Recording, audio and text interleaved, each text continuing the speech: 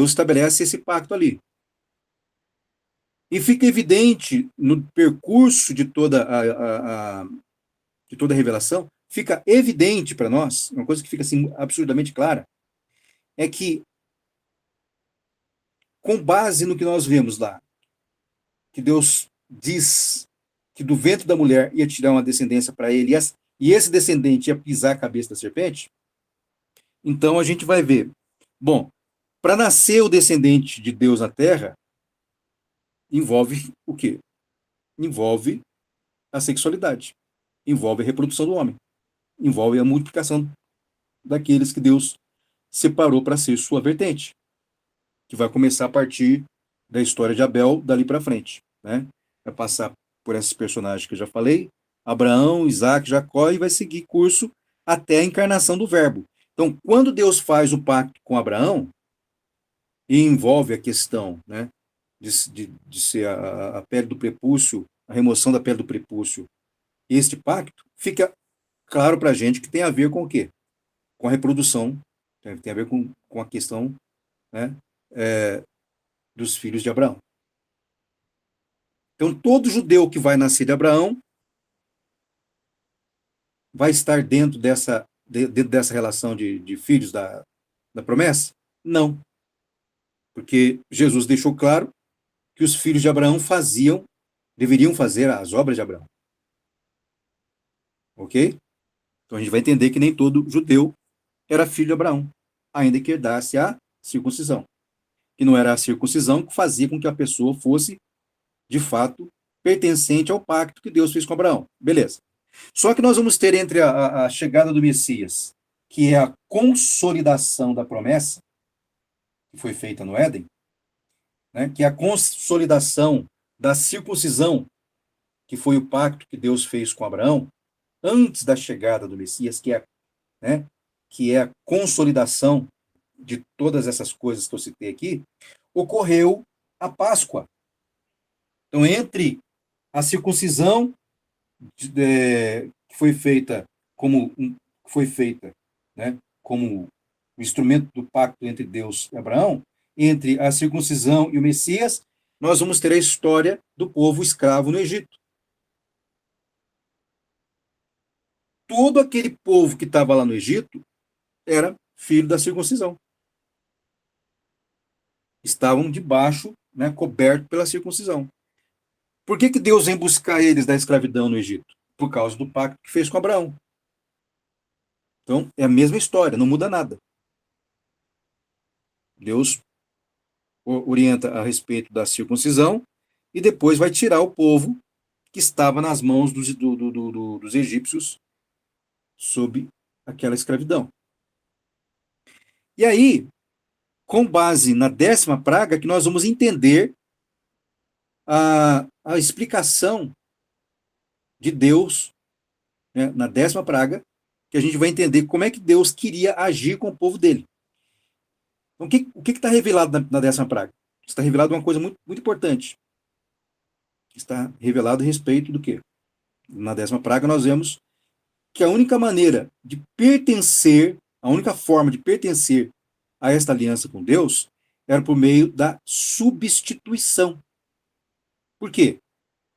Porque lá na 10ª praga, Deus revelou que para se relacionar com ele, era necessário que um animal fosse entregue para ser morto no lugar do pecador.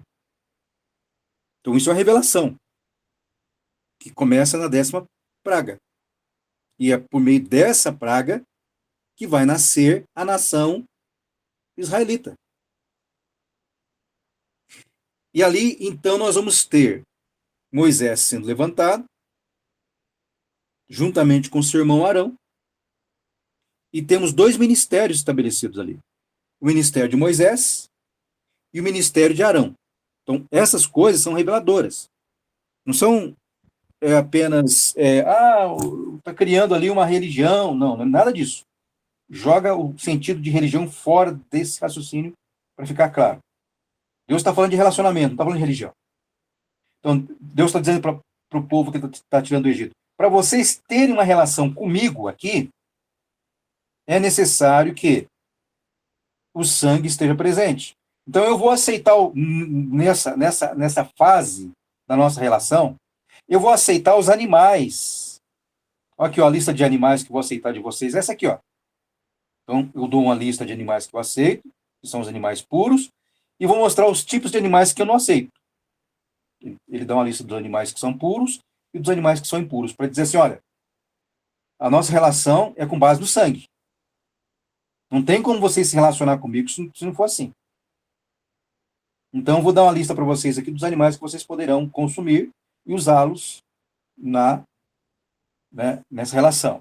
E Deus, então, estabelece ali os sacerdotes para administrar o sangue.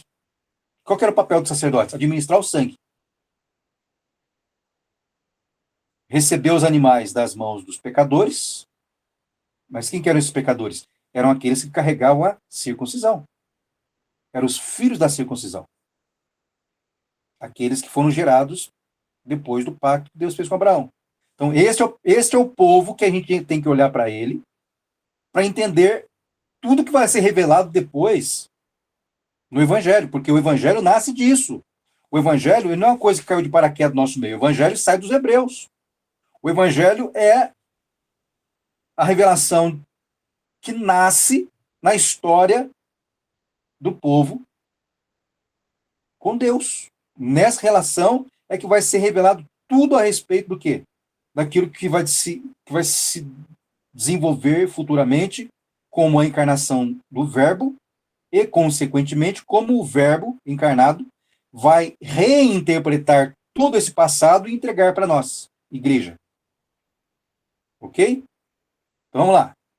Então eu pego toda a estrutura, isso aqui é estrutural, por isso que eu sempre uso esse termo para vocês. A gente tem que entender essas coisas de forma estrutural, não de forma religiosa, não de forma mística, não de forma. Eu acho que eu já usei o termo aqui. A gente não pode entender isso de forma religiosa. A gente tem que entender a estrutura. O que é a estrutura? Você vai construir uma casa, você não começa pelo telhado.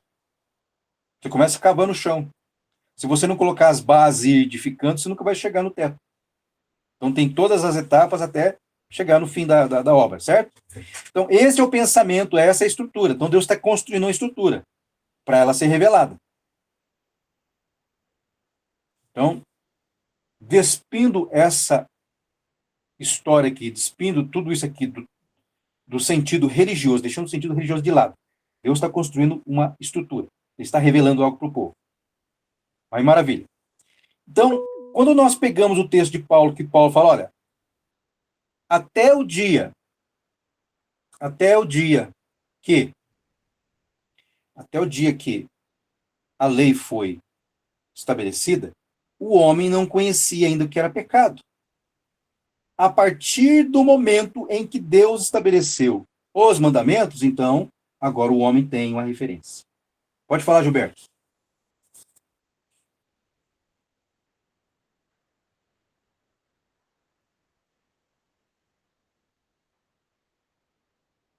Eu acho que seu microfone está fechado. Sim, você tinha falado assim que se a pessoa tiver alguma ideia, talvez até que difere, podia falar, né? E como eu estou chegando agora também, eu quero compartilhar um pouco que difere um pouco, mas aí eu vou estar expondo, né? Porque se a gente vai estar junto, tem que saber o que cada um pensa. Que é o seguinte, né? Que nem você falou, tudo que tem lá é uma sombra, tudo que tem lá aponta para Cristo. Cristo não sai do nada, né? Então fala o ano do jubileu, o ano do Senhor e tal, já vem dali. Então vai ter centenas de referências que aponta, né, para Cristo. E aí o que acontece? Estava falando Mateus 5 é como se fosse uma segunda lei, né, dada por Cristo. Agora tendo Cristo como legislador, não Moisés como legislador. Então Cristo, ele toma sobre si todo o juízo da lei. As pessoas falam, a lei foi abolida, a lei mosaica. Não, a lei mosaica não foi abolida, ela continua válida. Só que para aqueles que estão em Cristo, Cristo já pagou o preço daquela condenação, ok? Já pagou. Eu frequentei denominação faz muitos anos mesmo, faz já uns 10 anos que eu não frequento mais denominação.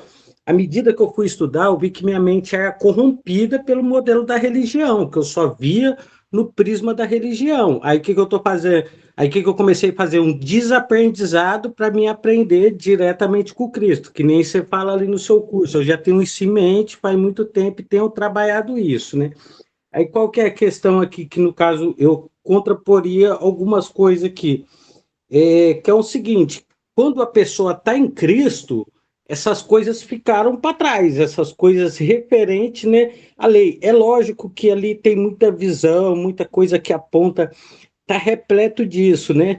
Só que aí eu tenho medo, assim, eu tenho medo não, eu vejo muita pessoa cair para o lado cabalístico, né? Para o lado da interpretação mística, né? Isso é uma coisa de pouco proveito. Então, eu foco nos ensinos de Cristo, nas palavras de Cristo, me aprofundo nesses estudos de Cristo, e quando eu leio o Antigo Testamento, eu procuro não me aprofundar muito, né, nessas questões para não ficar místico, cabalista, entendeu? Que o cabalismo é excelente. Se você for ler, você fica apaixonado, que é muito misticismo ali, né? E aí, para concluir aqui, que eu falei que é o ponto, que é Hebreus 8 no versículo 3 fala assim, né? Quando diz a nova aliança torna antiquada a primeira. Ora, aquilo que se tornou antiquado é envelhecido está prestes a desaparecer.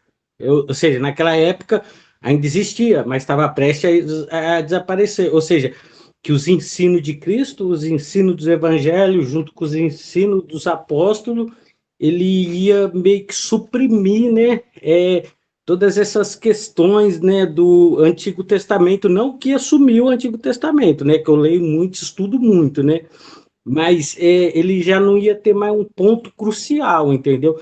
Que nem falar que está prestes a desaparecer. Ou seja, se eu estou em Cristo, eu não tenho mais regência nenhuma da antiga aliança. Eu conheço ela, mas a minha regência ela vem unicamente de Cristo. Eu só sou direcionado por Cristo pelas palavras de Cristo, né?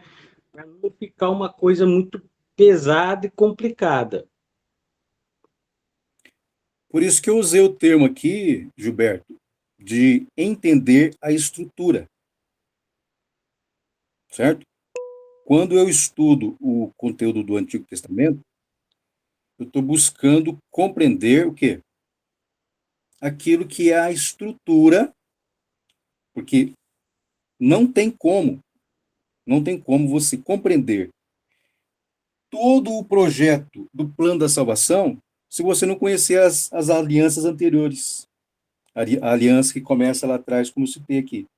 Então, é importante, no contexto assim, de eu entender, de nós podemos entender como foi estruturado todas essas coisas, para não divergir daquilo que são os mandamentos de Cristo. Né? Deixa eu só concluir aqui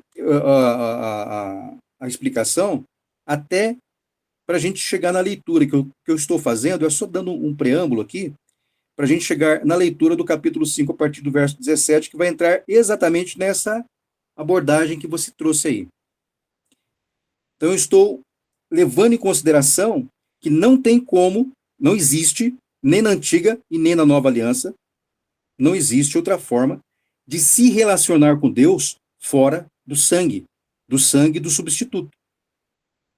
Então, em todo o contexto da revelação bíblica, desde os dias de Adão, quando Adão vai lá, se vê que estava nu, o que ele faz? Ele colhe folhas e faz um avental para ele e outro para Eva. E Deus repudia aquela forma de se cobrir e abate animais e faz roupa para eles de pele de animal. E fica bem claro ali do que se tratava. Agora estava já falando do sangue. Então a história do sangue em relação ao pecado do homem já está lá no Éden. Né? Então Deus já está falando, olha, não tem como o homem se relacionar com Deus desde a queda se não for por meio do sangue do substituto. Essa é a revelação que tem de Gênesis até nós. Né? Então, já falava todas essas coisas já estavam falando da vinda do Messias, da morte dele na cruz. Então, isso que eu estou procurando destacar aqui. Não tem a ver com o misticismo, tem a ver com a questão do Messias sendo profetizado através dessas coisas. Então, a história do Messias, a revelação do Messias, a revelação da morte do Messias, da ressurreição do Messias, tem a ver com todas essas alianças, porque a vinda do Messias é a principal promessa que foi realizada aos patriarcas. E para se cumprir, então, a manifestação do Messias, Deus foi fazendo, né, promessas, e estabelecendo promessas e revelações aos patriarcas e aos povos antigos que saíram desde Abraão. E especificamente, na 10ª praga, nós vamos ver o quê? Nós vamos ver Deus estabelecendo o quê? Deus estabelecendo o sangue do cordeiro, que fica bem claro, o sangue do cordeiro nas portas, nos umbrais, fica bem claro, e a partir daquele momento para frente, eles saem debaixo, né, a Páscoa, o sangue dos cordeiros, eles saem debaixo do sangue, era o pacto que Deus estava fazendo, e Deus manda eles então saírem do Egito sob o sangue. E depois ele levanta Arão, o ministério que vem da casa de Arão, sacerdotes, para administrar essa questão. Porque em todo o tempo, entre Moisés até a vinda do Messias, em todo o tempo, seria necessário o derramamento do sangue dos animais. Então isso está bem esclarecido no conteúdo da Bíblia. Porque todas essas coisas faziam parte do quê? De uma fase da revelação,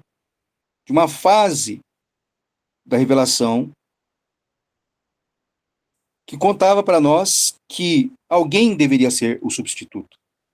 Então, todos aqueles animais que estavam sendo mortos lá no passado, eles estavam sendo figura do Messias que ia morrer na cruz em determinado momento. Então, é essa estrutura que a gente tem que compreender. É isto que é a base, que é o alicerce, para que a gente possa conectar a obra do Messias às promessas antigas, as promessas mais antigas que Deus fez, né?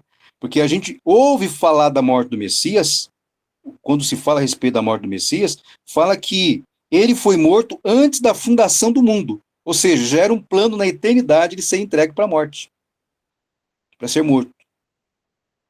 Já estava na presciência de Deus a respeito disso, ok? Quem que levantou a mão? Foi o Caio? Pode falar, Caio.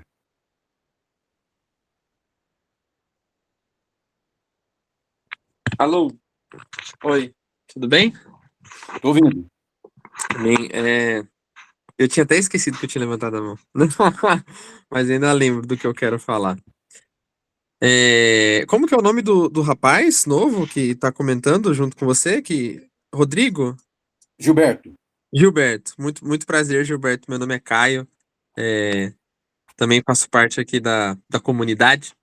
Só para me apresentar um pouquinho antes, né? Que é a primeira vez que eu tô ouvindo você falar, pelo menos, então, só para não ficar estranho. Eu gostei muito do que você comentou, porque é o seguinte, como a gente já concordou há 2, 3 falas do Marcelo atrás, quando ele estava falando sobre a primeira aliança, todo mundo que está aqui, pelo menos eu penso, que já entende que o Antigo Testamento em si, inteiro, praticamente tudo que há nele, é algo que aponta para Cristo. Eu até comentei com a Paola, eu falei, Cristo é a nova representação do Antigo Testamento, mas é o contrário, né? O Antigo Testamento era a representação daquilo que viria a ser Cristo, né, encarnado aqui na Terra. Porque o Cristo em si é muito mais antigo que que o Antigo Testamento, né? E quando você estuda a palavra toda, Antigo e Novo Testamento, a Velha e a Nova Aliança, você passa a enxergar as coisas na Velha Aliança que simbolizam, representam e fazem alusão àquilo que Cristo viria a ser no meio dos homens, né? E para nossa salvação e vida eterna. Mas uma coisa interessante é porque eu acho muito legal entrar em detalhes da diferença do porquê que a antiga aliança, ela, como foi a palavra que eu usei? A antiga aliança, no caso os mandamentos, vamos falar assim, ela de fato não justifica mais o homem, mas não significa que ela caducou, como muita gente gosta de falar. Porque o que que acontece? E antigamente, ainda assim, as pessoas eram salvas por meio da fé nelas em Cristo Jesus. Beleza que Cristo Jesus ainda não havia sido encarnado como homem, crucificado e passado por tudo que passou. Mas a antiga aliança em si, os sacrifícios no templo, toda a questão do sacerdote, como representação daquilo que seria Cristo, as pessoas que cumpriam aquilo não deixavam de ter fé em Cristo através daquele ato, né? Então, o que isso significa? Que o modo como era feito antigamente, isso de fato não cabe mais, isso de fato não justifica mais. Porque hoje a nossa salvação está no fato de crer em Cristo. Isso é o novo, isso é o refeito do antigo. Porém, não significa que aquilo que é antigo, como a lei, por exemplo, deixou de atuar. Ela ainda atua. Ela só não justifica mais da mesma forma que justificava antigamente. Não Só um significa. detalhe, Caio. Oi. A lei nunca justificou quem quer que seja. Nunca. A lei nunca foi estabelecida para Ela justificar, acusou. Acusava, no caso. certo? Então, é aí que Certo. a gente tem que entender, né? Só para Não, pode falar, por favor. só colocar um eixo aqui. Porque se a gente for usar, no passado a lei é que justificava, então, Aí fica pelas obras, né? Eu usei o termo errado. entendeu? A questão é assim, ó, a lei, ela nunca foi concedida, né? Quem desenvolveu o pensamento desse jeito foi o povo hebreu por causa da corrupção da cúpula, por causa da corrupção dos líderes, porque eles desvirtuaram o entendimento. Porque, olha, vamos ser honestos conosco mesmo. Vou propor o seguinte pensamento. Se a lei pudesse justificar alguém, por cargas d'água que Deus iria levantar Arão, então? Se a lei era o instrumento para a purificação do povo, por que haveria necessidade de Arão com o seu ministério? Deus seria, assim, uma coisa totalmente insana. Né? Ele seria uma pessoa totalmente insana se ele estivesse preparado a lei para justificar o homem, para justificar o povo dele, do pecado. Nunca. A lei nunca foi instrumento de justificação. E fica absurdo isso aqui, absurdamente claro, porque nós vamos ver Deus levantando Moisés e levantando Arão. Antes de Deus chamar Moisés, antes de Deus estabelecer a lei por meio do ministério de Moisés, Deus se relacionava com Abraão com base no quê? A palavra dele, né? Na graça. Abraão é a primeira demonstração que nós vemos já lá no Antigo Testamento é Deus chamando pela graça. Deus não estava cobrando conduta moral, perfeição, santidade, nada disso. Ele chama Abraão e ele vai transformando Abraão na caminhada. Mas ele está se relacionando com Abraão em graça. A mesma graça que depois vai, né, se manifestar entre nós, como pessoa. Então, antes de Deus firmar um pacto com base em mandamentos, ele chamou Abraão em graça. E fez um pacto. A circuncisão é feita em graça. Não tem lei ali, não tem mandamento. Qual foi o mandamento que Deus deu para Abraão? Cita um, que seja. Então vocês não vão ver Deus se relacionar com Abraão com base em lei. É graça. É o mesmo Deus gracioso. Deus não fica gracioso depois que Jesus nasce na terra. Deus é a graça em pessoa. Então, quando a gente mistura a conduta de Deus com aquilo que ele teve que estabelecer para ser a vara de ensino do povo na terra, aí ferra tudo, bola tudo a cabeça da gente. A gente tem que colocar cada coisa, né? Quando a gente vai falar de ensino, né? De pedagogia, a gente tem que entender bem esses instrumentos. Então, a lei foi estabelecida, por quê? Porque Deus estava lidando com um povo que era desordeiro, um povo que não conhecia o que era temor a Deus. sabia do Deus de Abraão, e etc, tal, que tinha uma terra prometida, e etc, eles sabiam disso por tradição, mas não conheciam a Deus, e Deus vai começar a falar com ele através de, Abraão, de Moisés, e de Moisés para frente por meio dos profetas. No passado, né, qual que era a instrução que eles tinham a respeito disso? Eles não tinham grandes instruções. E é aí que entra o sentido correto e o ponto perfeito. Quando o Paulo escreve, dizendo que o homem, antes de ter recebido a lei, e quando eu falo homem, está falando da nação judaica, antes deles terem recebido a lei, eles não sabiam o que era pecado. Eles vão passar a saber o que é pecado a partir do momento em que recebem a lei. Certo? Então, a lei acusa, a lei condena, a lei é o espelho, mostra onde está a sua sujeira. A lei mostra onde está o seu pecado. E agora, o que você faz com isso? A lei mostrou onde está o seu pecado, ela cumpriu o papel dela, e agora? Qual é a solução que Deus estabelece? O sangue. Então, na primeira aliança, nós temos Moisés, com a lei, para acusar, e temos Arão para redimir. Está lá a graça. Ok? Não tem como tirar isso do conteúdo, porque é a Bíblia. Então, quando nós olhamos para Moisés e olhamos para Arão, nós estamos vendo ali os dois instrumentos que vão ser responsáveis para doutrinar aquele povo que Deus estava guardando debaixo daquele concerto. E este povo é da onde iria sair o Messias. Então, o Messias precisava do quê? De um berço. O Messias tinha que entrar na esfera da humanidade como homem. E isso está também lá na lei. Em Levítico fala a respeito do cunhado, do Goel. Não cunhado, do Goel, do resgatador. Né? Então ali a gente vai ver o sentido correto de como é que vai ser, de como é que vai entrar esta questão, né? Esta revelação, para que nós possamos nos orientar diante daquilo que o Messias vai falar. Porque o Messias, ele não quebra a conexão dele com essa história. Ele não quebra a relação dele com esse passado. Ele não se apresenta como alguém que vai destituir aquilo que foi estabelecido, que é a leitura do capítulo 5. Né? Então, eu estou fazendo essa ponte aqui justamente para destacar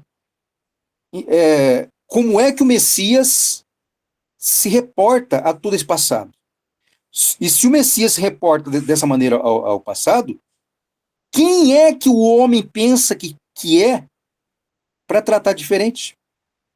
Então, nós não podemos desrespeitar essa estrutura toda, porque ela foi feita justamente para que nós hoje pudéssemos fazer parte dela. Né? O Paulo, quando escreve a respeito da eleição, ele vai lá e fala a respeito da eleição. O que ele apresenta como sendo como sendo o elemento, o objetivo final de todo esse planejamento de Deus? Ele vai falar da eleição. Ele vai chamar Israel de boa oliveira.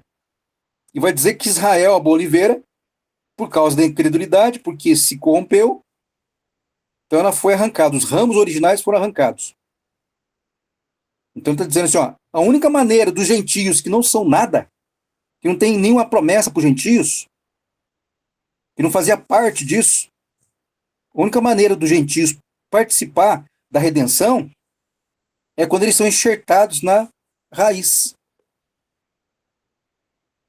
Ele apresenta a estrutura do passado como raiz. Então Deus não arrancou aquela raiz, jogou fora e plantou uma nova raiz chamada igreja. Deus não fez isso. Então Deus, ele preservou a aliança dele com os remanescentes e depois ele enxerta os não-judeus no plano, no projeto, por meio de Cristo. E Paulo vai escancarar dizendo que em Cristo todos nós somos filhos de Abraão. E participamos então do quê? Do plano original, do plano inicial. Então essa construção é a doutrina dos apóstolos. Não é doutrina que surgiu do nada, é a doutrina dos apóstolos. Sem Israel, não teria salvação para o mundo. Porque Israel É o meio por qual Deus estabeleceu o caminho de encarnação dele, que vem através do pacto de circuncisão. Qual que é o problema do judeu? O judeu que continua pregando a circuncisão, qual que é o problema do judeu? O problema do judeu é que eles até hoje não entenderam ainda que a proposta da circuncisão, ela tinha o ponto de partida e o ponto de chegada. E o ponto de chegada é Cristo. A circuncisão tinha a ver com a encarnação do verbo. O Cristo nasceu, agora a circuncisão não é mais na pele do prepúcio, é no coração. É o Cristo rasgado na cruz. É o Deus cumprindo a promessa que tinha feito. Arrancarei o vosso coração de pedra e colocarei um coração de carne. E no coração de carne eu vou escrever a minha lei. Então, quando a gente pega toda essa estrutura aqui que eu estou falando e vamos ler aqui o capítulo 5 de Mateus, é que a gente vai entender do que se trata essa revelação toda aí da lei. Né? Então, que fique claro para todos nós. Nenhum momento da história da Bíblia, a estrutura que foi revelada lá no passado, nunca, em momento nenhum, nunca foi estabelecido a lei para justificação do homem. Nunca. A lei foi sempre estabelecida para mostrar o quanto que o homem é dependente do sangue. Por isso que Paulo vai falar que o fim da lei é Cristo. E esse fim, a palavra fim, que Paulo está usando ali, no grego se pronuncia telos. E telos, na língua portuguesa, quer dizer objetivo. O objetivo da lei era nos conduzir a Cristo, porque a lei nos acusa e o sangue nos redime. Esta é a revelação desde o momento em que Deus começou a falar com os homens na face da terra. Nunca mudou nada. E toda a confusão que tem a respeito disso brotou na cabeça do ser humano, não na revelação de Deus. Então, quando a gente coloca cada coisa no seu devido lugar, não tem confusão. Porque se eu entendo que Moisés acusa e Arão redime, acabou o problema. Arão redime, acabou o problema. Agora, quem que substitui o Arão? Quem que é o substituto do Arão? Exatamente, O esse ponto que você sacerdote. fala é Cristo. E Oi, outra pode falar. Não, então, exatamente. Eu acho que, como você está trazendo muito bem, a revelação aponta para isso, pegando até João Batista, quando o irmão Gilberto leu Hebreus 8, ali não quer dizer da lei, no sentido todo, fala da mudança do sacerdócio, como você pontuou bem, lá em Moisés, era Moisés e Arão. Agora continua Moisés, porém agora é Cristo que redime. Até aquela parte que mesmo ele fala, quando ele vai perdoar aquele paralítico, né? Que vem ali no telhado, aí ele fala, perdoados estão os teus pecados. No sentido que de fato, né, a lei continua, só que agora quem vai limpar o homem não é mais a linhagem de Arão, é o sacerdócio de Judá, que é Jesus Cristo agora. Né? Mas a lei continua operando, apontando o pecador e conduzindo para Cristo. Ele é o Arão agora, né? Perfeito, né? Não ele é Arão que não tinha capacidade de perdoar os pecados, né? Como também trata Hebreus 10, né? Que aquele ritual com Arão não tinha como apagar os pecados da consciência do homem. Mas agora mudou apenas o sacerdócio, né? Que é Sim, mudou o sacerdócio. Aí fala, mudou o sacerdócio, logo se faz necessário que a lei mude. Né? E aí, como que a lei mudou? É dessa mudança da lei que está no capítulo 5 de Mateus. Exatamente, aí vai entrar o Sermão do Monte. Né? Não é isso? Exatamente, né? Que é algo já incutido no homem, que você acabou de dizer, né? A lei introduzida no coração do homem agora. Não é mais o ato, é só o de pensar, no coração já pecou, né? Sim, e é por isso que o Espírito Santo tinha que ser derramado sobre toda a carne. O Espírito Santo sendo derramado na carne era o cumprimento da presença de Deus no crente para lutar contra o crente, para reduzir a carne dele a pó. Para fazer com que o crente pudesse se oferecer como sacrifício vivo. Então, qual que é a referência que nós temos? O Espírito Santo que convence o homem do pecado, da justiça e do juízo. Com qual conteúdo que ele convence o homem do pecado, da justiça e do juízo? Entendeu? O Espírito Santo. Tudo bem. Ele convence o homem do pecado, da justiça e do juízo, mas com qual conteúdo? Da lei. Ah, Valeu. da Com os lei, a mandamentos. lei aponta. Ah, mas você Certo? também não foi específico. Então vamos lá, olha só. Agora chegando no capítulo 5 de Mateus, por isso que eu vou fazer essa comparação. Quanto tempo Moisés ficou na montanha? 40 dias e 40 noites. Quanto tempo Jesus ficou lá no deserto depois que saiu das águas do batismo? O Espírito Santo o levou para o deserto. E lá ele teve, né, a sua primeira experiência com o principado deste mundo, que ele tinha que vencer o diabo lá no início da história, do ministério dele. Então ele vai ficar 40 dias e 40 noites, vai ter fome, vai ter aquela experiência com Satanás.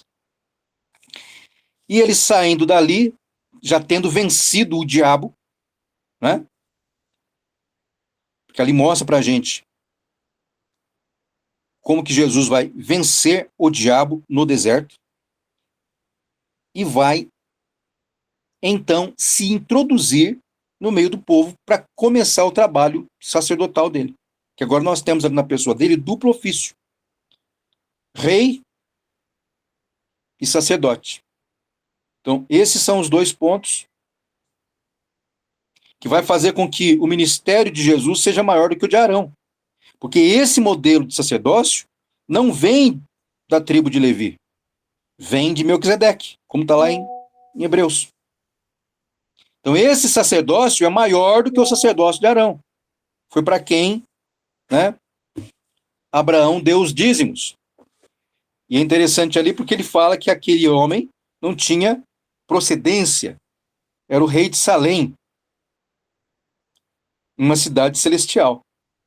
Dali vai vir a palavra Jerusalém, cidade da paz. Então nós temos isso na pessoa do Cristo. E o Cristo, quando ele sai do deserto, depois do seu batismo, depois que ele foi cheio do Espírito Santo, como a gente vê ali no início, ao sair das águas do batismo, o que nós vamos ver ali, ó?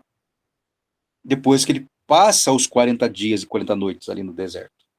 Ele sai pregando e nós damos de cara aqui com o sermão do monte. E a partir do verso 17 é que a gente vai entender do que se trata a mudança de lei, como lemos em Hebreu. Como é que houve a mudança de lei? Bom, se nós olhamos para Jesus, e vocês vão ver nos textos que eu escrevi, como que eu apresento o João Batista. Observem bem lá, quando chegar na parte que fala do João Batista. Quem que era João Batista? João Batista ele era levita. Ele era um levita do nível de Arão. E Deus não deixou ele servindo no templo, porque o templo estava totalmente corrompido. Os títulos lá, de posições lá dentro do templo, já era negócio há muitos anos. E Deus vai usar, então, o ministério de João Batista para encerrar o ministério levítico e transferir a autoridade para Cristo. Então, Jesus não chegou tratorando o ministério levítico. Por isso que ele vai passar pelas mãos de João Batista. E ele é apresentado diante dos outros, ele é publicamente apresentado diante dos outros, como sendo aquele de quem ele pregava, do qual ele não era digno de abaixar, desatar as sandálias dos pés. Então, tudo isso está no texto bíblico para a gente entender que Deus está usando João Batista ali para preparar o caminho diante do Messias, pregando o arrependimento e o batismo. E ele vai entregar essa missão agora, iniciada, e apresentar o Messias para os seus discípulos, e vai dizer, importa que ele cresça e eu diminua. Mas João Batista não está falando só dele. Ele está falando também do ministério levítico, o qual ele representava. Então, a partir daquele momento, o ministério levítico sai de cena. Não tem mais a necessidade de estar. Por isso, Deus manda destruir a cidade com o templo e tudo, e está até hoje lá em ruínas. Por causa disso, porque já foi... Isso faz parte do passado, da história que ficou para trás. Aí o novo sacerdote, segundo a ordem de Melquisedeque, quando ele se apresenta em público.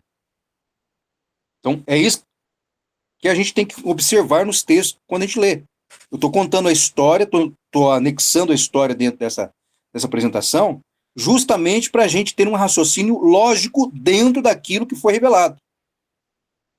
Estou trazendo partes da história para conectar aquilo que nós estamos lendo com a história. Porque se a gente lê esse texto aqui isolado da história e lê o gibizinho do Tio Patinhas, vai ser a mesma coisa. A gente tem que saber a origem, a procedência, o que está por trás, o que foi construído. É uma sequência de revelações. Jesus Cristo não cai de paraquedas na terra aqui dizendo que ele é o Cristo e pregando as coisas que ele pregou e fazendo os milagres que ele fez. Ele vem de uma promessa, ele vem de um povo, ele vem de uma descendência, ele tem raízes nessa descendência. Ele é a principal raiz, ele é a semente prometida. Então, se nós jogarmos fora o Antigo Testamento, a gente está castrando Cristo. Porque ele próprio vai dizer isso. Oi, pode falar. A raiz de Davi, né? Vem Exatamente. Lá, né? Exatamente. Então aí, olha só, o que nós temos aqui no livro da lei. No livro da lei, não, no Evangelho de Mateus, ao falar da lei.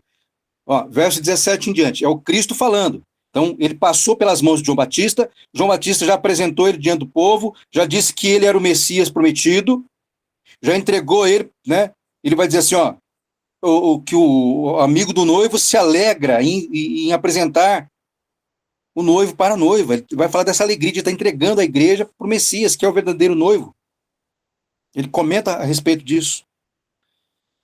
Então a gente vê ele saindo de cena e entregando o ministério, passando o bastão para o Cristo. E aí o Cristo vai para o deserto, passa os 40 dias e 40 noites lá no deserto, né? E volta com a nova lei. Com a lei que agora vai ser escrita no coração de carne, não mais nas pedras. Só que ele não apaga a lei. Olha o que ele diz. O ministro que escreve no coração de carne. O ministro que não escreve nas pedras. Este não é o ministro que escreve em tábuas de pedras, é o ministro que escreve no coração de carne, para cumprir a promessa que foi falada no passado. Lembram disso? É uma promessa. Ele fala que tirarei o vosso coração de pedra, colocarei um coração de carne e nele escreverei a minha lei. E aqui no capítulo 5 nós vamos ver isto se cumprindo. E a partir dali para frente é esse ministério que manda. Não é outro. Olha o que o Messias, o novo sacerdote, vai fazer com a lei. Não cuideis que vim destruir a lei ou os profetas. Não vim destruir, mas eu vim cumprir. Agora, o que significa cumprir? Porque, em verdade, vos digo que até que o céu e a terra passem, nenhum jota, nenhum tio jamais passará da lei, sem que tudo seja cumprido. Então, ou seja, outras coisas deverão se cumprir de acordo com aquilo que a lei havia falado. Qualquer, pois, que violar um desses mandamentos, por menor que seja, e assim ensinar aos homens, será chamado menor no reino dos céus. Aquele, porém, que os cumprir e ensinar, será chamado grande no reino dos céus. Porque vos digo que se a vossa justiça, agora aqui que está, observe o verso 20. Ele falou, ó, vou usar outros termos aqui para ficar mais explícito o que o verso 19 quer dizer. Qualquer, pois, que violar um desses mandamentos, por menor que seja, e assim ensinar aos homens, ele será irrelevante para Deus. Ok? Qualquer que. Então, é o Cristo falando. Qualquer, pois, que violar um desses mandamentos, por menor que seja, e assim ensinar aos homens, ele será irrelevante diante de Deus. Não terá relevância nenhuma. Aquele, porém, que os cumprir e ensinar, será chamado. Esse sim, aquele que cumpre e ensina, esse sim tem relevância diante de Deus. Palavras do Messias. Aí ele vai começar a explicar aqui uma coisa que a gente cansa de ler Ele não entende. Olha o que ele diz aqui ó, no verso 20. Porque eu vos digo que se a vossa justiça, veja bem que ele está usando os mandamentos como base para falar de justiça. Não é uma justiça assim desconectada, voando no céu que nem passarinho. É uma justiça que provém da lei, que provém dos mandamentos. Então, ele está destacando isso. Olha, qualquer um de vocês que se desviar dos mandamentos, por menor que seja esse mandamento, e ensinar assim para os outros, vocês vão ter problemas. Porque a relevância diante de Deus está em respeitar o que ele falou. Então, ele está se referindo aos mandamentos da tábua de pedra. E aí ele vai dizer a respeito de uma justiça que tem aqueles mandamentos como base. Então ele vai dizer assim, porque vos digo que se a vossa justiça não exceder, não for maior, não for superior do que a dos escribas e fariseus, olha só o que ele fala na sequência aqui, ó, no verso, depois da vírgula, no verso 20. De modo nenhum entrareis no reino dos céus. Se vocês não observaram no que foi falado no passado, no que foi escrito nas pedras, no que Moisés ensinou lá atrás, se vocês não prestarem atenção naquilo e interpretar aquilo num nível que seja superior à interpretação dos escribas e fariseus, vocês estão descartados do reino dos céus. Pode esquecer. Então, o sacerdote que substituiu o sacerdote do passado está mexendo na lei. E foi no começo do ministério dele, ele mexeu na lei bem aqui, ó. Ficou registrado para nós. Esse momento é o momento que o novo sacerdote da nova aliança, de quem falou Hebreus, né, de quem o escritor de Hebreus escreveu, aquele lá, aquele sacerdote, ele mexeu na lei bem aqui, ó. Ele está mudando a lei. E olha a mudança que ele fez na lei. Sabe aquelas coisas que vocês ouviram lá no passado? Não despregue o ouvido de vocês daquilo. Porém, se a interpretação de vocês for rasa, que nem é dos fariseus e dos escribas, vocês estão perdidos. Não tem salvação para vocês. Então é assim que a gente vai poder concluir a mensagem que ele deu nessa parte aqui. Agora ele vai dar detalhes de como é que ele está mudando a lei. Ele vai explicar como é que é possuir uma lei superior à dos escribas e fariseus. E isso está escancarado aqui no texto. Ouviste que foi dito aos antigos, não matarás. Mas qualquer que matar será réu de juízo. Então, lá na tábua que Moisés escreveu, estava, não matarás. O que era matar? É você dar um tiro na cabeça do cara e mandar ele para o cemitério. Era só isso, só. Se você não fizesse isso, você não teria crime de homicídio nenhum. Agora, no mandamento que ele vai trazer interpretação, um homicídio não se resume em você dar um tiro numa pessoa. Por isso que ele vai chamar de, né, uma justiça que é superior à dos escribas e fariseus.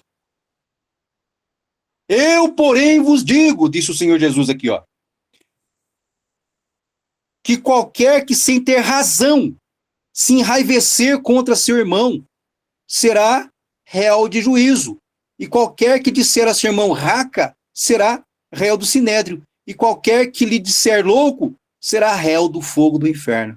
Ele coloca a ofensa, a honra, no mesmo nível de assassinato, no mesmo nível de homicídio. Isso aqui é mexer na lei. É disso aqui que Hebreus está falando. Portanto, se trouxeres a tua oferta ao altar e aí te lembrares de que teu irmão tem alguma coisa contra você, deixa ali diante do altar a tua oferta e reconcilia-te primeiro com teu irmão.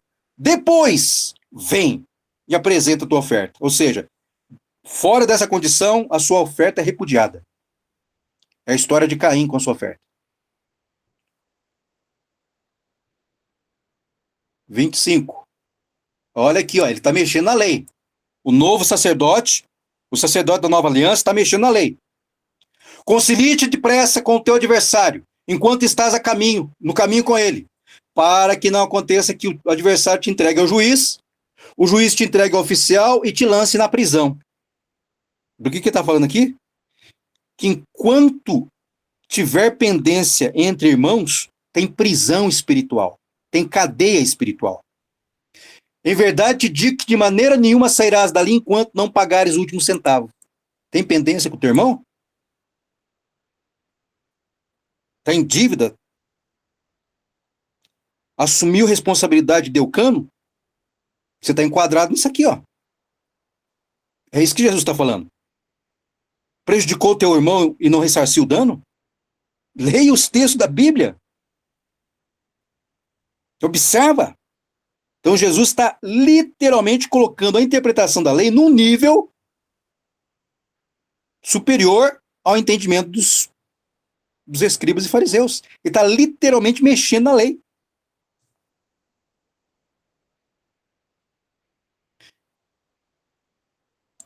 (27) Ouviste que foi dito aos antigos, está falando da lei na pedra de novo, das tábuas da lei: não cometerás adultério. Eu, porém, vos digo, né? Ele mexeu na lei?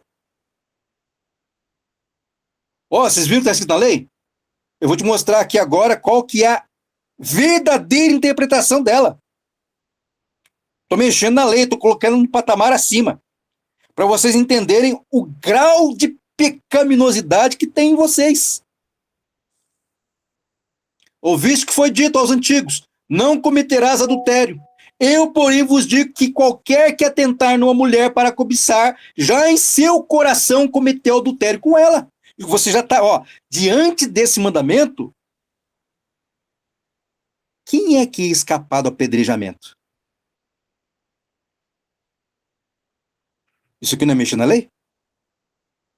Portanto, se o teu olho direito te escandalizar, arranca-o e atira-o para longe de ti, pois te é melhor que se perca um dos teus membros do que seja todo o seu corpo lançado no inferno. Tá? O que está falando para você? Se você tem problema de cobiçar, se o teu olho está atrás de pecar, você está sujeito ao inferno. Isso aqui é lei mudada pelo Jesus, o Messias, o novo sacerdócio, o novo sacerdote. Estão entendendo? E se a tua mão direita te escandalizar, corta e atira para longe de ti, porque te é melhor que um dos teus membros se perca do que todo o seu corpo ser lançado no inferno. Então ele pega aqui pesado, dizendo, olha, vocês pensam que... por isso que eu brinquei outro dia aqui falando com a irmã, né? Falei, olha, se fosse para eu obedecer às tábuas de pedra, eu faço isso com os 2 pés nas costas. Com as mãos amarradas para trás e os 2 pés nas costas, que é muito fácil. Obedecer às tábuas de pedra, mamão com açúcar. Quero ver obedecer isso aqui, ó. Isso aqui exige sacrifício. É por isso que Paulo vai falar do sacrifício vivo, santo e agradável a Deus. O que Paulo está usando para pregar aquilo aí? Isso aqui, ó, arranca o teu zóio e joga fora. O teu olho é pecador? Arranca. Aquela parte daquele jovem lá que chega para Jesus, o que eu faço para dar a vida eterna? Aí ele gosta de mandamento. Aliás, senhor, isso aí eu já faço, já. Faço com os pés nas costas. Mas falta uma coisa, então, se você quer ser perfeito mesmo, né? Boa, entre no que você acabou de falar agora. Irmãos, eu estou falando assim pesado aqui, falando alto, aqui, só para a gente dar um sentido melhor para a leitura, viu? Então, a gente tem que pegar essas coisas e observar, porque Bíblia não refuta a Bíblia. Se lá em Hebreus está falando que houve mudança no sacerdócio e logo se faz mudança na lei, e a gente tem que encontrar algum lugar na Bíblia Jesus fazendo mudança na lei. E onde foi que ele fez isso? Logo que voltou do deserto. Logo que saiu dos 40 dias que ele estava lá em luta espiritual. Entenderam? Então ele chega com esses mandamentos para nós. Ele estabelece isso como base, né? Aí ele vai continuar ali, ó. Também foi dito que qualquer que deixar a sua mulher, dê-lhe carta de divórcio. Eu, porém, vos digo que qualquer que repudiar a sua mulher, exceto por causa do quê? Olha lá o que ele fala aqui, ó. Tem muita gente que não sabe disso aqui, ó. A gente tem que entender direito as coisas. Olha o que a lei nova diz. Observe bem. Eu, porém, vos digo que qualquer que repudiar a sua mulher, exceto, a não ser, por causa da fornicação, do adultério, da traição, faz que ela cometa adultério. E qualquer que casar com a repudiada comete adultério.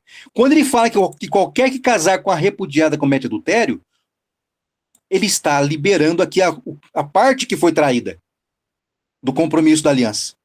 Quem quebrou a aliança? Quebrou a aliança? O cônjuge te repudiou? Então você que traiu e foi repudiado, está enroscado.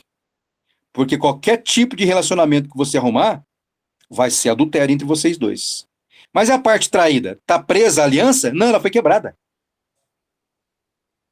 Então aqui deixa bem claro isso pra gente, ó. A parte traída está liberada da aliança. Por que isso foi estabelecido assim?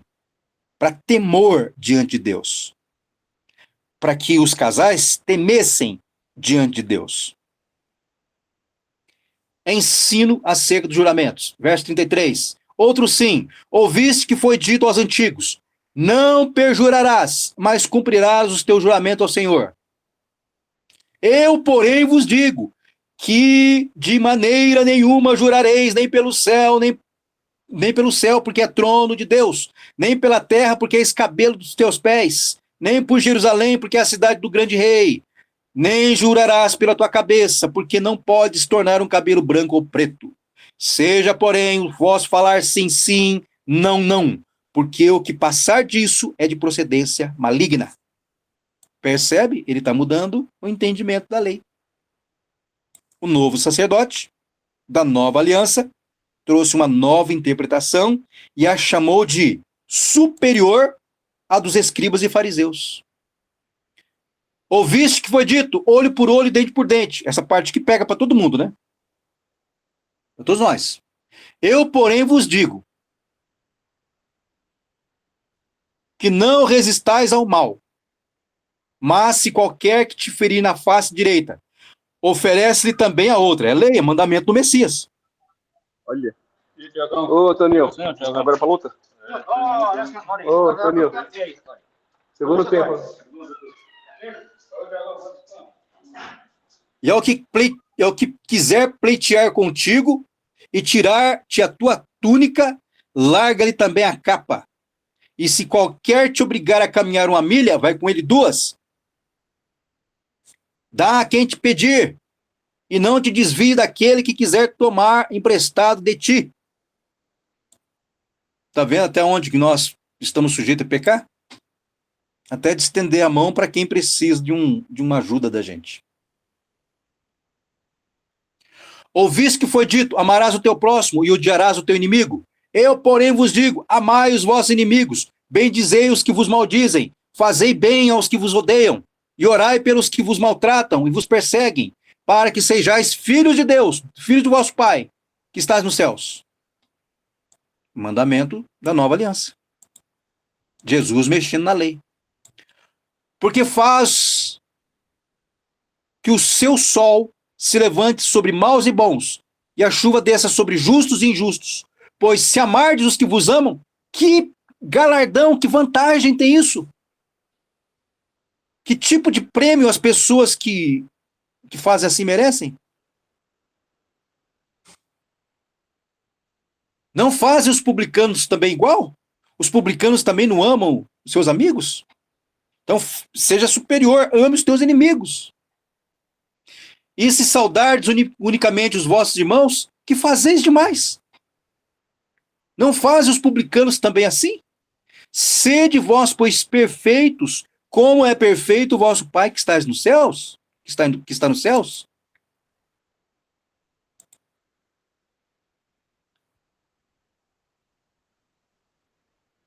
Guardai-vos de fazer as vossas esmolas diante dos homens, para serdes vistos por eles. Aliás, não tendes galardão junto de vosso Pai que estás nos céus.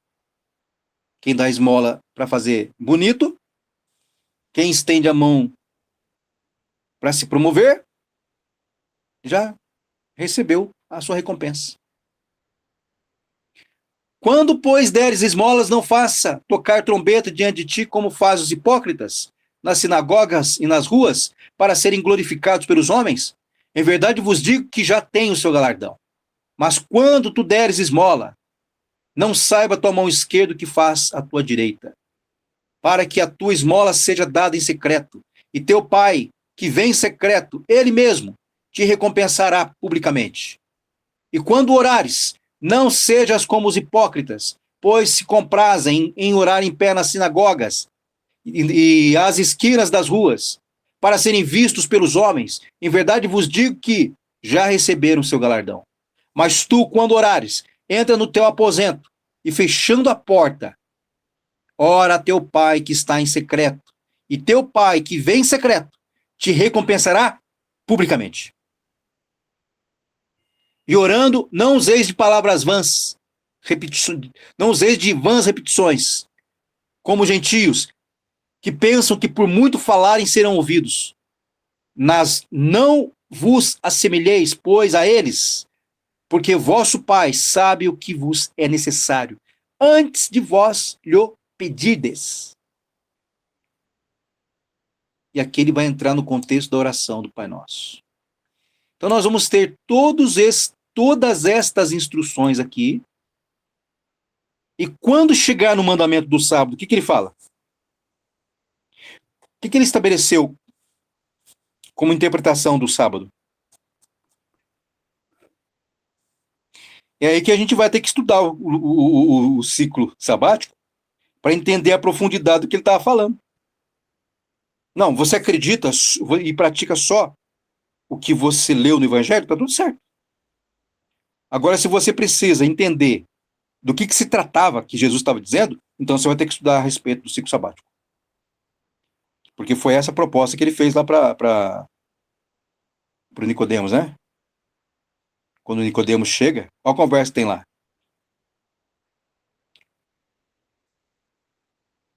João 3. Evangelho de João, cadê aqui?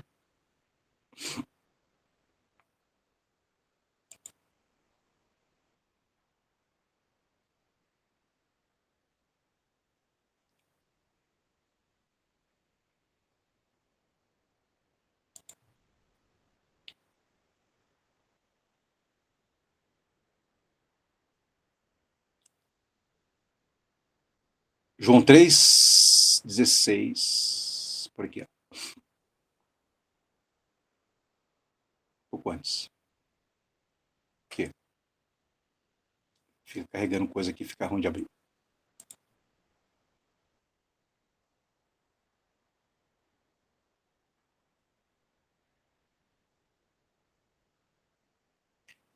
E havia entre os fariseus um homem, olha lá, entre os fariseus, chamado Nicodemos, príncipe, entenderam? Príncipe dos judeus. O que significa ser príncipe dos judeus? Significa a elite judaica, era o cara que tinha que saber tudo da lei. Só que ele não sabia tudo da lei. E Jesus vai falar isso aqui, ó. Este foi ter de noite com Jesus e disse-lhe: Rabi, bem sabemos que és mestre, vindo de Deus, porque ninguém pode fazer estes sinais que tu fazes, se Deus não for com ele. Então, olha só, o príncipe dos judeus reconhecendo a autoridade de Jesus, dizendo que, de fato, ele era enviado de Deus.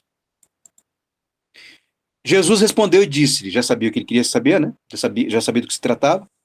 Na verdade, te digo que aquele que não nascer de novo não pode entrar no reino dos céus. Olha, Jesus está com a mensagem nova aqui, novinha, né? Jesus criou um novo mandamento aqui, ó. Não, de jeito nenhum. Ele disse que ele não veio revogar a lei, ele não pode tirar nada do vento. Ele tem que usar a lei e trazer uma interpretação acima, como nós estávamos lendo lá, ó. O sacerdote da nova aliança mexendo na lei. Então, da onde que Jesus arrancou essa doutrina aqui? Do vento? De debaixo do tapete? Não, ele tirou, ele está falando da lei. Disse-lhe Nicodemos: como pode um homem nascer de novo sendo velho?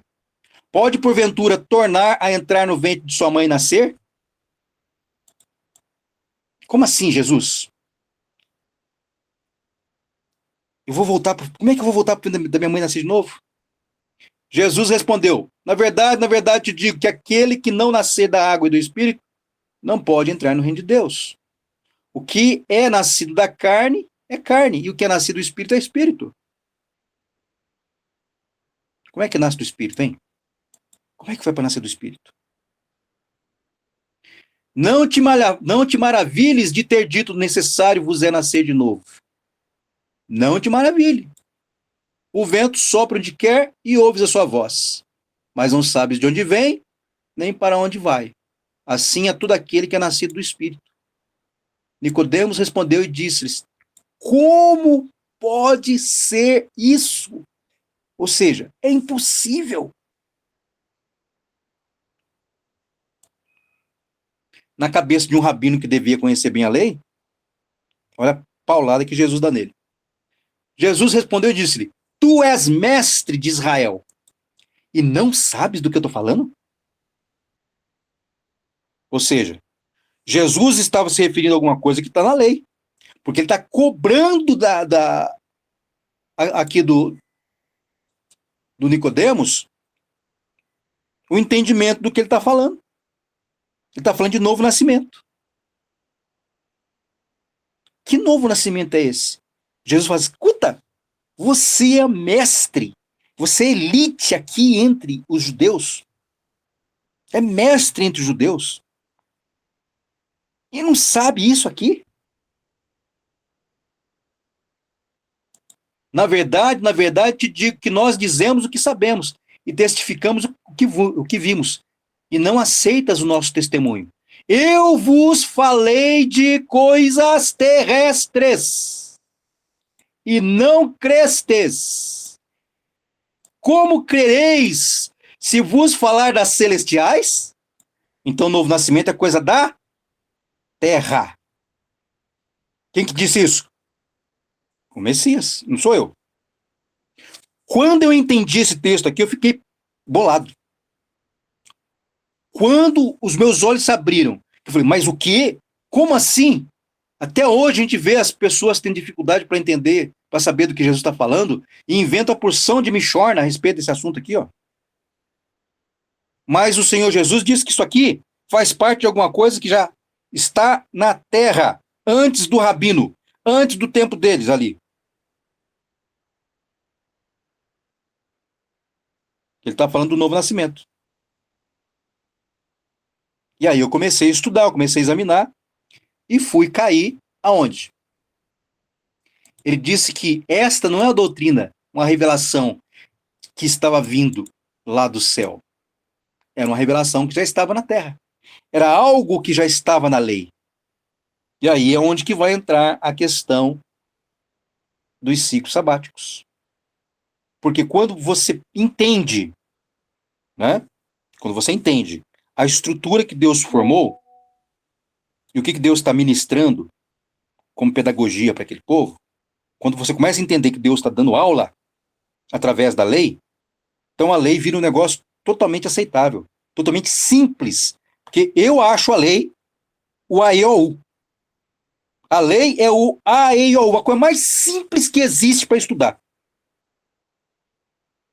Simples, simples, simples, simples. É o Deus Todo-Poderoso falando com o ser humano. Então Deus não vai usar uma linguagem superior. Ele vai usar uma linguagem que o povo entende. Mas por que nós, brasileiros aqui, o povo do Ocidente, não pode entender? Por causa da cultura para a qual Deus estava falando. É essa barreira, a dificuldade. Então eu tenho que transpor essa barreira da dificuldade para entender a cultura. Porque foi no contexto daquela cultura que Deus estava falando essa linguagem. Entenderam, irmãos? Por que a gente tem que estudar? Até porque tem muitas palavras na Bíblia, na língua portuguesa que você lê, que não tem o mesmo sentido do original. Ah, mas então foi traduzido errado. Não, é por causa da cultura. Tem palavras que, se você for para o Japão e usar lá, pode ser ofensa para alguém, por causa da cultura deles. Tem lugar que, se você for, você estender a mão, apertar a mão dessa pessoa, pode ser ofensa, por causa de culturas. Aqui você encontra um amigo, uma amiga, dá um abraço, dá um beijo, tem lugar que isso é ofensa. Cultura. E se a gente não levar em questão essas coisas, quando nós estamos estudando os textos bíblicos, e querer entender tudo a lá português, abrasileirado, então a nossa cabeça vai virar o quê? Nem de passarinho.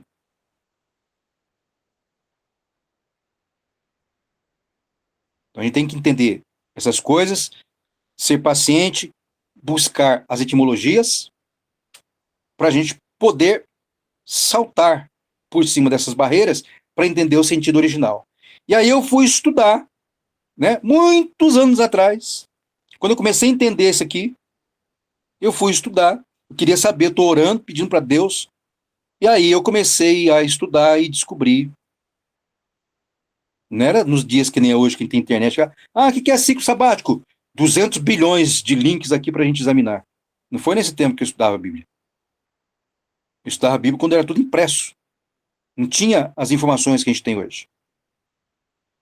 E aí que entra a unção. A unção que guia a gente ao conhecimento das coisas. E aí eu comecei a estudar, entender que aquilo estava na lei, mas aonde que aquilo estava na lei? E comecei a estudar, comecei a ler, e caí lá no ciclo sabático e fui estudar o ciclo sabático. E o que eu encontrei no ciclo sabático? A renovação do povo judeu. Como que acontecia? Então Deus tira o povo escravo, lá do Egito, e dá terra para esse povo. E ele fala assim, seguinte, nessa terra aqui vocês não mandam, eu mando. Vocês vão usar essa terra aqui, não é de vocês. Vocês não vão fazer comércio dela, né? Não é para vocês colocar imobiliário aqui, vender pedacinho de terra para cá, aluguel. Não, isso é proibido aqui. A terra é herança de família. Vocês não têm direito de negociar as terras de vocês. E para garantir que vocês não vão ter sucesso com isso, para garantir que vocês não vão passar por cima desse princípio, eu vou estabelecer esse critério aqui, ó. E aí ele vai estabelecer o quê? Já vinha lá pelo deserto até ali, o quê? A tenda do tabernáculo. Já tinha o sumo sacerdote com os ritos. Já não tinha lá, uma vez por ano, o sumo sacerdote entra no Santo dos Santos. Tinha a oferta do cordeiro diante da Arca da Aliança. Não é isso? Então, quando vocês pegam essa estrutura ali, o que está acontecendo ali, ó? Para que o sacrifício dos animais tivesse a função que deveria ter nas mãos dos sacerdotes, para que o sacrifício dos animais tivessem a função de substituir o pecador e o sangue do animal ser derramado e oferecido no lugar do sangue do pecador, para que isso tivesse, para que isso fosse habilitado, vamos colocar dessa forma, para que o sacrifício do animal fosse habilitado diante de Deus como oferta pelo pecador, era necessário que antes o sumo sacerdote se apresentasse lá no Santo dos Santos e fizesse a oferta do cordeiro. O sangue do cordeiro sobre a tampa da arca da aliança, do propiciatório. Então, quando a gente olha para aquilo, a gente vai entender que se tratava do perdão. Como é que acontecia o perdão naquele regime? Através desse processo, desse mecanismo. O sumo sacerdote oferecendo o sangue diante da Arca da Aliança para validar o sacrifício dos animais nas mãos dos sacerdotes. Esse trabalho em conjunto do sumo sacerdote com os sacerdotes era para purificar, para trazer o perdão de pecados.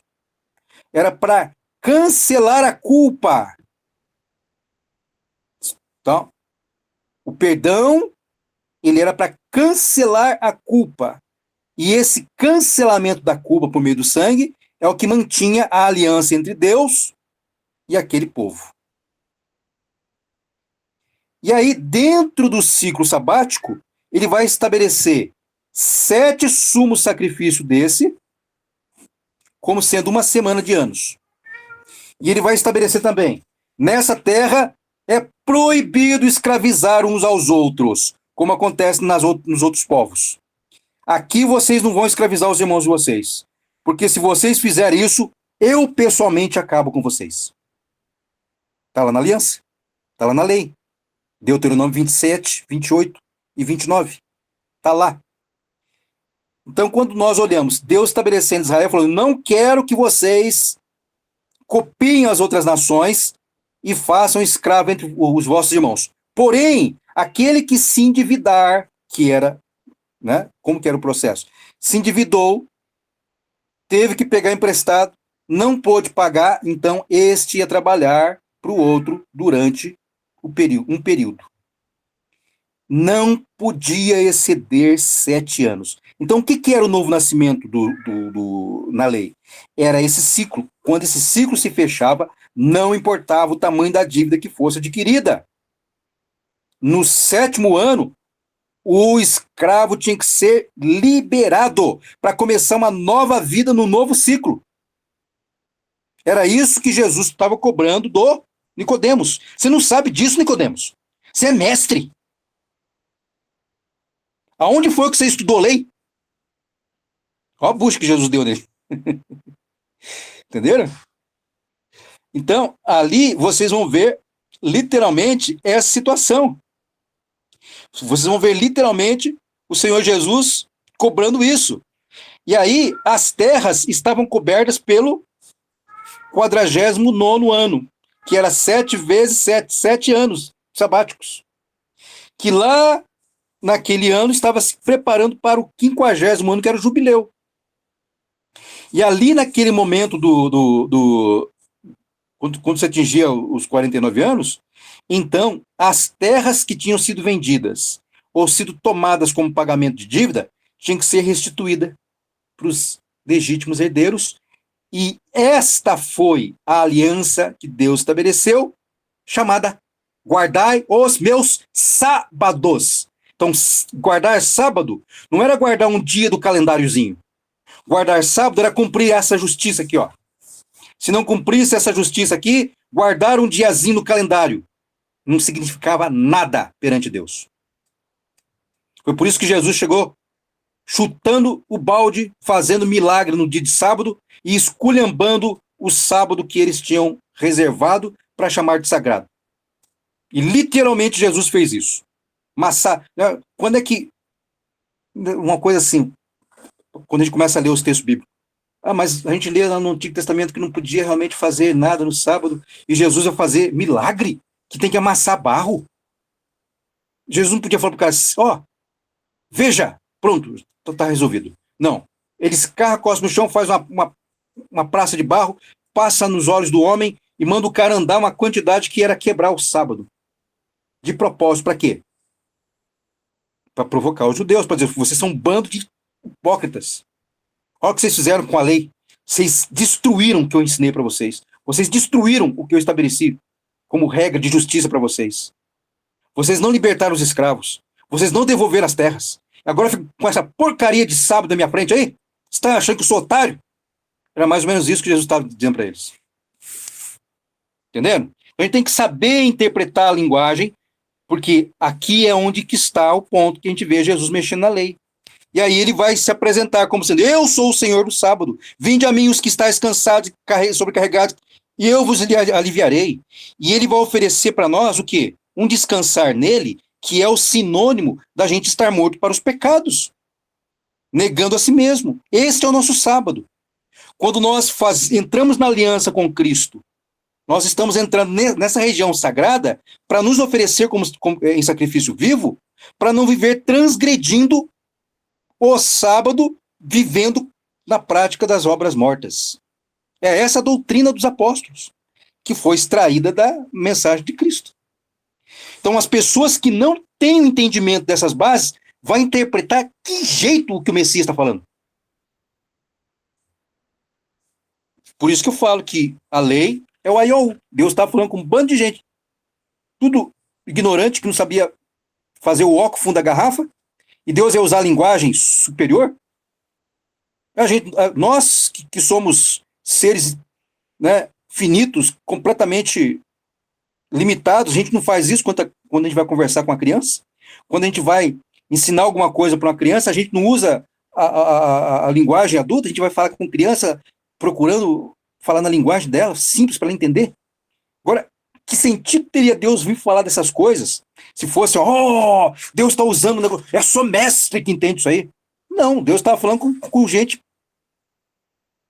humilde. E todas essas coisas ele ensinou do ponto de vista de um mestre falando com gente humilde. E quando ele chega aqui e se faz homem, ele fala com as pessoas usando cabrito, galinha, barro, o trigo, o joio, usando a linguagem simples. Ele transmite toda a sabedoria que era necessária usando uma linguagem simples. Entenderam? Então, quando nós estamos observando, já deu 10 horas para finalizar, quando a gente está observando aqui a respeito da doutrina da salvação, eu estou contemplando todas essas coisas. E eu estou chamando os irmãos para contemplar também desse ponto de vista. O grande, poderoso Deus, usando uma linguagem coloquial, simples, acessível, para que todas as pessoas possam compreender o que ele está falando. Então, é desse princípio que nós temos que estudar a Bíblia. E não se limitar. Não cair na ingenuidade de achar que lendo a Bíblia só na língua portuguesa, vocês vão conseguir entender todas as coisas, porque não vão. Não vão conseguir entender todas as coisas. Por causa dessa questão que eu expliquei. Mudou a cultura, mudou o contexto. Né? Como, por exemplo, vou dar um exemplo de uma palavra que vocês conhecem muito bem. Gênesis 1 e Evangelho de João 1. Quando você pega em português e lê em português, como é que está lá? No princípio, criou Deus céus e terra. Então, quando você ouve ler a palavra no princípio, o que vem na sua cabeça? Aí você pega lá, né? Só que o original não está em língua portuguesa, está? Não, né? Em qual idioma que está? Aí quando você vai para o Evangelho, em qual idioma que o Evangelho foi escrito? Foi em português? Você pega o Evangelho de João, capítulo 1. No princípio era o verbo, e o verbo estava com Deus, e o verbo era Deus. Você lê isso na sua língua portuguesa. Mas é isso que está dizendo? É o mesmo sentido? Na língua grega? E na língua hebraica? É o mesmo sentido? Como é que está lá no hebraico? Bereshit bara Elohim. Bereshit bara Elohim. Que não tem um sentido de princípio, de começo, de startar tempo. Eu não vou entrar nos detalhes agora. Porque dentro dos estudos vocês vão se deparar com artigos que eu escrevi a respeito disso, dando todos os detalhes. A palavra lá no original, Bereshit, ela tem um sentido quando você entende, quando você cruza com aquilo que João está falando no Evangelho, que lá no Evangelho é a mesma palavra que está no hebraico como Bereshit, no grego, está como arqué. E aí você vai entender que não é o sentido de início de tempo, que o tempo começou ali. É o sentido de estar sendo lançado uma pedra para edificar em cima. É um princípio, como assim? É o pontapé inicial de uma obra, que não está se referindo a tempo, mas como algo sendo lançado como alicerce, com a proposta de construir outro algo em cima. Então, o sentido da palavra, lida na língua portuguesa, se desconecta totalmente com o sentido do original. Certo? Então eu só queria finalizar com essa colocação aqui. Quando nós observamos todos esses pontos e comparamos com o que está lá em Hebreus, que houve mudança do sacerdote, logo se faz também necessidade, logo também se é necessário que se faça a mudança da lei, pronto. Nós acabamos de ler aqui quando o sacerdote da nova aliança fez as mudanças na lei. E essas mudanças que ele fez na lei foi de dar maior profundidade para que nós pudéssemos perceber mais a fundo o quanto nós somos pecadores. Porque se lá na primeira aliança, a lei, que era interpretada de forma mais rasa, comparando com a lei interpretada pelo Messias, os homens podem ver os pecados já no sentido daquilo que foi falado para os antigos, para os ancestrais. Então, agora, diante dessa lei que nós lemos aqui, nós podemos examinar muito mais a fundo o nosso coração, podemos entender a quantidade de sujeira ainda que tem dentro de nós e fazer isso com terror, clamando por misericórdia, buscando com muito mais sede, com muito mais dedicação, com muito mais desejo o sangue do Cordeiro. Mas é assim que os crentes têm vivido?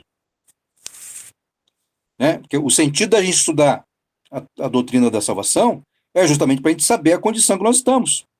Porque tem muita gente aí que está achando que está salva. Nem morreu ainda e já está salvo. E a salvação, ela está condicionada a viver uma vida de entrega, de sacrifício vivo, santo e agradável. Porque a promessa está lá, ó, na ressurreição dos mortos. Quem é que pode carregar a convicção de estar salvo? E dentro da revelação que o apóstolo Paulo traz, ao se referir à salvação, capítulo 10, 9 e 10 de Romanos. Ali ele é taxativo. Ele fala que com o coração se crê para ser justificado. E com a boca se faz confissão para ser salvo. São duas coisas. Então, quando nós pegamos toda essa estrutura que nós lemos aqui, qual que é a única saída para nós? Quando a gente olha, Paulo vai resumir assim, olha gente, com o coração se crê para ser justificado, se crê para a justiça. Se crê no quê? Na morte e ressurreição do Filho de Deus. Então, quando eu criei na morte e ressurreição do Filho de Deus, eu fui salvo? De acordo com essa revelação, não. Eu fui justificado. Ali eu nasci de novo. Ali eu passei por esse processo que eu descrevi aqui, ó, que não precisa mais agora daquele sistema sabático lá, porque se consolidou na pessoa do Messias. Então o Messias, ele é todo aquele processo, e o perdão de Deus em Cristo é o novo nascimento. Porque lá se tratava do perdão, mas para chegar naquele nível de libertação, passava-se por aquele processo, para que a pessoa entrasse no próximo ciclo totalmente liberada de pecados. Agora, aquela aliança, gente, tinha outro detalhe. Ela não estava falando de salvação para ir para o céu. Estão entendendo? A primeira aliança, ela está apontando para outra coisa. Ela está apontando para a vinda do Messias. E aí, como que a gente vai concluir isso? Que a primeira aliança, a aliança da circuncisão, foi estabelecida para trazer Deus para a terra. Não foi para colocar o homem no céu. Para colocar o homem no céu, foi a segunda aliança. Então, a primeira aliança trata-se da encarnação do Verbo. Para que uma vez o Verbo estando aqui, o pacto eterno seja feito com Deus através do sangue dele na cruz. Agora sim, nós temos um pacto que tem a ver com colocar o homem no céu. Quem não entender essas duas, alianças, o sentido de uma e da outra, vai ficar quebrando a cabeça o resto da vida, porque uma está dizendo uma coisa e a outra está dizendo outra. Então, se eu não entender bem uma, eu não vou entender a outra também. E é o que mais se vê nos dias de hoje. As pessoas querendo ensinar a Bíblia sem entender o aiô. Querendo falar de grandes revelações sem entender esse a, e, i, o, u, que eu já apresento para vocês muitas vezes. Isso aqui é a, e, i, o, u, gente. É o que as igrejas têm que estar ensinando para as pessoas para mostrar a gravidade do pecado e não ficar com essa conversinha furada que a gente escuta por aí, de ficar chamando as pessoas para fazer desafio com Deus, para pegar dinheiro. Através das heresias, ensinando as pessoas a ter um relacionamento com Deus imundo. Então, a minha lamentação é essa. Por isso que tem, né? Só, eu fiz exatamente da mesma forma. Quando eu saí, que eu era um religioso dedicadíssimo. Aonde? Na Umbanda. E quando eu conheci a verdade a respeito do que eu estava servindo, eu rompi com os orixás, e eu sabendo o que era romper com os orixás, para me preservar, eu me entreguei, me consagrei para conhecer tudo que eu pudesse conhecer, para me guardar do poder das trevas. E eu não fui aprender com ninguém, porque eu não confiava em ninguém. Eu fui estudar, ter minha experiência com o texto sagrado. Por isso eu não reconheço a autoridade de ninguém que não fale de acordo com o que está escrito. Não reconheço. Não reconheço. Eu respeito quem quer seguir o diabo, Saci Pererê, mula sem cabeça, o ET. Respeito. Direito de cada um. Mas, para eu botar alguma coisa na minha cabeça como resposta, tem que passar pelo crivo de 40 anos de estudo desse conteúdo. Então, de repente, para vocês, fala, pô, esse irmão está sendo arrogante. Não, gente, eu estudo isso aqui sistematicamente há 40 anos. Eu sou obrigado a saber disso. Não estou cobrando de nenhum de vocês que saiba. Por isso, eu me disponho a ajudar vocês a estudar e tudo mais, a compartilhar o que eu recebi. Mas, para mim, a lei, eu sento aqui e fico escutando debate judeu, dou risada. Judeu rabino discutindo as coisas, eu falo, que é isso, gente? Vocês têm que ter vergonha na cara de falar essas coisas. Dou risada. Como Jesus aqui com Nicodemos. Coisas que eles deveriam saber e vai fazer igual o irmão aqui falou a respeito da cabala. Cai tudo no cabalismo lá. Entende a lei de forma religiosa. Entende a lei de forma cabalística. Entende a lei de forma numerológica. E não é nada disso. Então são coisas lógicas dentro do raciocínio que Deus revelou, são coisas lógicas para a gente entender os processos. Então, na primeira aliança, o novo nascimento tinha a ver com o ciclo sabático. A nova aliança tinha a ver com Jesus vindo para a terra. Tinha a ver com a encarnação do verbo. Tinha a ver com o povo saindo do Egito e indo para Canaã. Como figura do homem indo para a cidade celestial. Tudo aquilo era figura, até ele chegando em Canaã. Canaã figurava o quê? Nova Jerusalém celestial. Tudo uma linguagem terrena que Deus usou para falar conosco. Para falar com o seu povo. Então, quando eu olho para essa estrutura, eu entendo plenamente agora o caminho inverso. Se a primeira aliança é trazer Deus para a terra, e todo aquele processo lá do Antigo Testamento era para ensinar, mostrar como é que ia se consolidar no Messias, bom, agora eu sei que o novo nascimento tem a ver com o perdão, porque isso já acontecia lá na Antiga Aliança. E tinha os ciclos de perdão, a cada 7 anos, aquele perdão do 7º ano libertava escravo. E de 49 em 49 anos libertava terras. O Messias morre na cruz e volta no jubileu. Qual que é o jubileu que o Messias volta? É o Armagedon. E quando ele volta ao Armagedon, ele liberta a terra do poder do anticristo e libera para o povo dele governar aqui com ele. É o ciclo. Não mudou nada. É só com um entendimento diferente agora, mais profundo, maior, mais alto.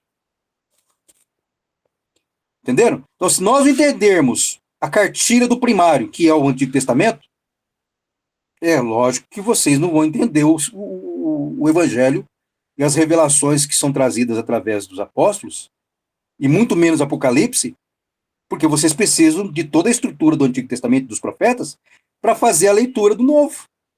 Não tem jeito.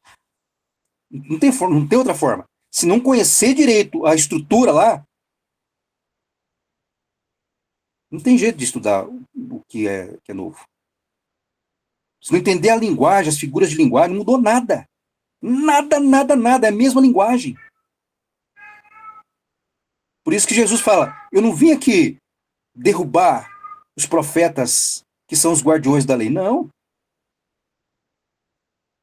Eles são referência. Agora, o entendimento a respeito da lei, na Nova Aliança, é mais profundo. Você acha que você não é criminoso só porque você não matou, não tirou a vida de uma pessoa? Você está enganado. Porque se você não vigiar com a tua língua, você já está mais, né, deve estar com a fila de cadáveres diante de Deus. Então, esta é a justiça. Esta é a alteração na lei que foi feita no novo sacerdócio. Amém, irmãos? Então, tudo isso aqui tem a ver com o conteúdo que nós estamos estudando. Então, guardem bem esses pontos. Nem na antiga aliança a lei foi estabelecida para justificação, ela sempre foi estabelecida para fazer apontamento do pecado. E toda a vida Deus lidou com o povo em graça. Toda a vida. Por quê? Porque essa é a linguagem do Messias, que depois se faz carne, e nós vemos na pessoa do Messias a graça em pessoa. Ok?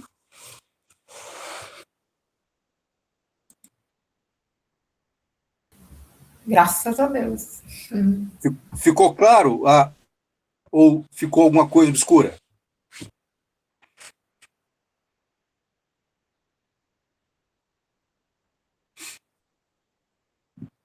Ô Marcelo, eu estava pensando nesse assunto, ficou claro assim, mas embora às vezes pode ficar alguma fagulha, entre aspas, a gente tinha proposto na última terça de ver de terça em terça a questão mesmo lá do curso, né?